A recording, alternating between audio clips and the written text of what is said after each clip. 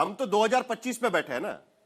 आप तो यही बताने की कोशिश कर रहे हैं ना कि जवाहरलाल नेहरू ने देश पर अन्याय किया है, यह आपकी भूमिका है, और इसके लिए आप कुछ हिस्टोरिक कॉन्टेक्स्ट देने की कोशिश कर रहे हैं, अलग अलग किताबों को आप कोट करने की कोशिश कर रहे हैं। मेरा सवाल आपसे यही है कि उसे आज के कॉन्टेक्स्ट में इस्तेमाल करना, क्या यह कहीं ना कहीं राजनीति के साथ पिरोने की कोशिश हो रही है क्या? जिस तरीके से आरोप आशुतोष या कांग्रेस पार्टी लगाने की कोशिश कर रही है, आज उसका रिलेवेंस क्या है यह समझने की कोशिश हो रही है। यह भी तो सवाल पूछा जा रहा है ना संगीत रागी। जवाब देना है नहीं साहिल, मुझे जवाब देना है क्योंकि नेहरू जी पे सवाल उठाया है। देखिए देखिए देखिए आता हूं आपके पास, अतुल जी आता हूं। साहिल साहिल साहिल साहिल साहिल ये सवाल आज इसलिए इंपॉर्टेंट है कि बगल में पाकिस्तान आप देख रहे हैं ना, जब देश की राजनीति एक दो परिवार के इर्द गिर्द घिसती है, जरदारी और भुट्टो और शरीफ परिवार के, तो जब आप जानते हैं ना परिवार के लिए सारी देश की गद्दारी भी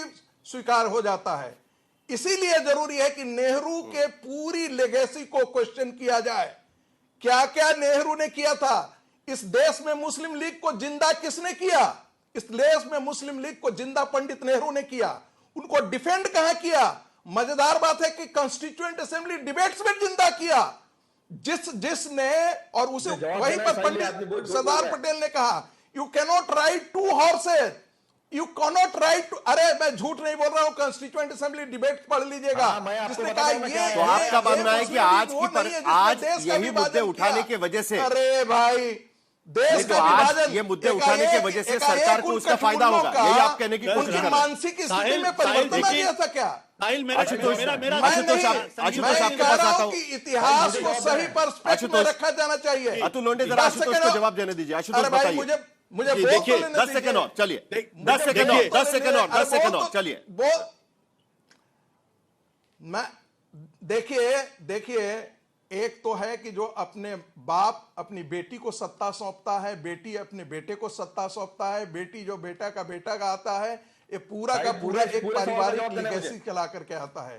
और दूसरी बात मनीबेन थी, ठीक है, मनीबेन के पास कांग्रेस पार्टी का 30 लाख रुपया था, उन्होंने कांग्रेस को सौंप दिया। और यहां तो नेशनल हेराल्ड में पूरी के पूरी गबन कर जा रहा है परिवार। ये चोरी की मानसिकता। हेलो चीज को देखिए, इनको चुप कराइए भाई, चुप कराइए इनको। देखिए मैं साहिल जाई दरअसल संगीत रागी विजय राजे सिंधिया का जिक्र कर रहे हैं। जब वो डायनेस्टी की बात करते हैं तो विजय राजे सिंधिया का जिक्र करते हैं, उसके बाद माधवराव सिंधिया, ज्योतिराज, तमाम सिंधियाओं का जिक्र करते हैं। तो चलिए उस डिबेट में नहीं पढ़ता हूं, मैं उस डिबेट में नहीं पढ़ता। महत्वपूर्ण सवाल क्या है? महत्वपूर्ण सवाल यह है कि आज की तारीख में देश की अर्थव्यवस्था की जो बुरी हालत है, आईएमएफ जैसी संस्थाएं भारत को सी कैटेगरी में डाल रही हैं। आपका जो इंडस्ट्रियल आउटपुट 14 महीने का लो है, उससे लोगों का ध्यान हटाने की कोशिश है। रुपया जब 90 के पार पहुंच गया है, देखिए इनको चुप कराइए भाई, मैं इनके बीच में नहीं बोला था, मैं इनके बीच में नहीं बोला, इनको चुप कराइए। देखिए प्रधानमंत्री नरेंद्र मोदी ने 2014 में क्या कहा था? प्रधानमंत्री नरेंद्र मोदी ने 2014 में क्या कहा था कि रुपया जिस तेजी के साथ नीचे गिर रहा है उससे देश की अर्थव्यवस्था चौपट हो जाएगी। तब तो 55 था, आज 90 हो गया है। इसका मतलब देश की अर्थव्यवस्था रसातल में चली गई है। इससे बचाने के लिए, लोगों का ध्यान हटाने के लिए इस तरीके की किंवदंतियां, मनगढ़ंत बातें की जा रही हैं। नेहरू याद आते हैं, ध्यान हटाने के लिए 50-75 साल पहले जो खत लिखे गए थे वो याद आते हैं। जल्दी से आपका जवाब, उसके बाद अतुल लोंढे पाटिल बोलेंगे। चलिए। अरे दो चीजें जॉर्ज सोरेस के जो भारत के अंदर जो एजेंट हैं उनको प्रधानमंत्री बना दीजिए, इस देश का पूरा कायाकल्प हो जाएगा। दूसरी बात, नेहरू 1960 में बाय द वे अफगानिस्तान जब गए थे ना, तो बाबर की मजार पर भी अपनी श्रद्धांजलि व्यक्त करके आए थे। उनका बस चलता तो इस देश का इस्लामीकरण पूरी तरीके से हो जाता। नेहरू को भारत की संस्कृति से कोई लेना देना नहीं था। जिस व्यक्ति ने मौलाना अबुल कलाम आजाद जैसे तबलीगी को एजुकेशन मंत्री बनाया हो, जिस पार्टी ने नूरुल हसन जैसे इस्लामिस्ट रेडिकल को मंत्री बनाया हो, सोच सकते हो पार्टी के नेता को बड़ा करिए। इस देश को बर्बाद करने में जितना ब्रिटिशों का नहीं है, पूछने वाला नहीं है, नेहरू का हक है। उनको कोई पूछने वाला नहीं है। कोई गोलवलकर के बारे में बड़ा करने की नहीं है, नेहरू के बारे में दुनिया बात करती है। गांधी हम जी आज के बारे में नेहरू दुनिया के बारे में बात कर रहे हैं, आपके बारे में कोई डिस्कशन बात हो नहीं रहा करता है। है, आपके कोई पास बात नहीं डिफेंड करता करने है के लिए के बारे में, ये- कोई उत्तर नहीं गोलवलकर है। के बारे में बात नहीं करता है, कोई नहीं बात करता गोलवलकर के बारे में।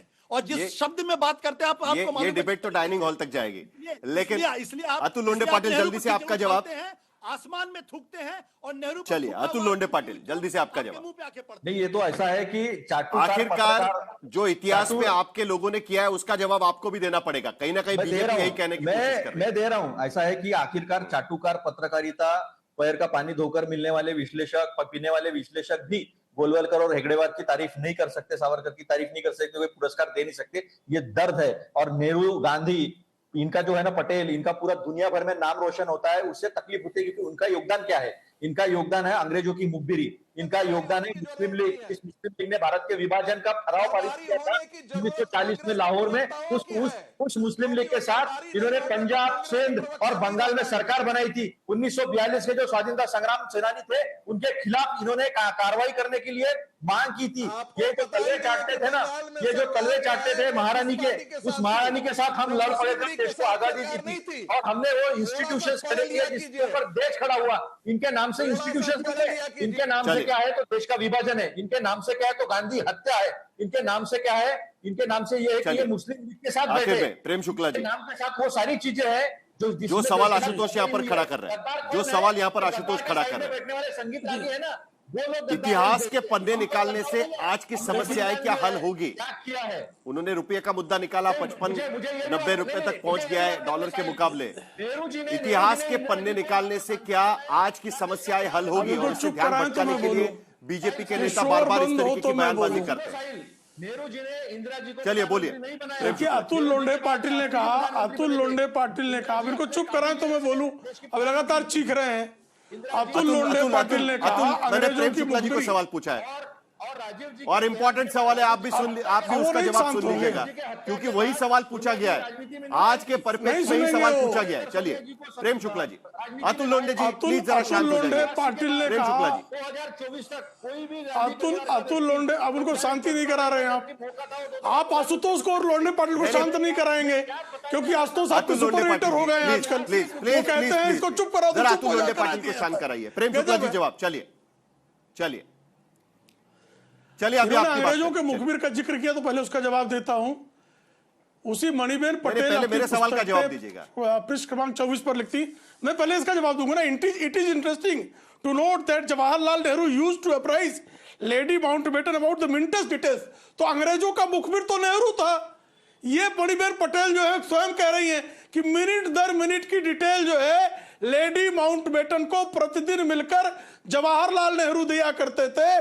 तो जवाहरलाल नेहरू अंग्रेजों के पता नहीं कौन कौन से अंग चाट रहे थे, मुझे नहीं पता है, तो तलवा चाटने की बात कर रहे हैं। चलिए, अगर वो मान पता भी नहीं लिया कौन जाए सा कि अंग चाट मणिबेन रहे थे, पटेल की मैं उसको किताब नहीं पूरी बोलना तरीके चाहता, से 100% लेकिन सच ये मैंने है। लिखा जो हुआ। मणिबेन ये पटेल लिखा कांग्रेस हुआ। कांग्रेस अब के क्यों नहीं टिकट माना पर जाए? 2 बार सांसद क्यों नहीं बनी, माना जाए? राज्यसभा की सांसद बनी, आशुतोष की बकवास उनकी सब किताब सच मान रहे 100% हैं। सच मान लिया आशुतोष की जाए। बकवास सवाल आज सब की सच स्थिति में मान यह रहे है हैं। जो आशुतोष और यहाँ पर मणिबेन उठाने की पटेल कोशिश नहीं कर रहे हैं। इतिहास के पन्ने निकालने से आज आशुतोष रुपया को- क्या मजबूत होगा? क्या आज की समस्याएं हल होगी? ध्यान भटकाने की कोशिश, ये सवाल पूछा जा रहा है। प्रेम शुक्ला जी जल्दी से आपका जवाब। हमने तो देश को समृद्ध सशक्त किया है। आशुतोष के समय फ्रेजाइल फाइल था। आशुतोष जिसकी चमचागिरी करते थे, फिद्दी पत्रकार आशुतोष जो है, उनके वो जिसकी चमचागिरी करते थे, उसके कार्यकाल में फ्रेजाइल फाइल थी। जब भी इतिहास पर चर्चा होती है, फ्रेजाइल फाइल थी, तब यही होना होता है। फ्रेजाइल फाइल थी। और इसीलिए मैंने कार्यक्रम के शुरुआत में कहा था कि कहीं ना कहीं पर्सनल टिप्पणियां नहीं होनी चाहिए, लेकिन मुझे लगा ही था कि आखिरकार यही बात होगी। लेकिन एक बात तो साफ है कि इतिहास के पन्ने जितने खंगाले जाएंगे उसमें कई सारी चीजें निकल के आ सकती हैं। इतिहास को आप क्या आज की राजनीति के परिप्रेक्ष्य में नजर देखने की कोशिश कर रहे हैं, आज की स्थिति के आधार पर उसका इन्फरेंस निकालने की कोशिश कर रहे हैं, यह भी देखना होगा। किसके नजर से आप इतिहास देख रहे हैं वो भी देखना बहुत जरूरी है।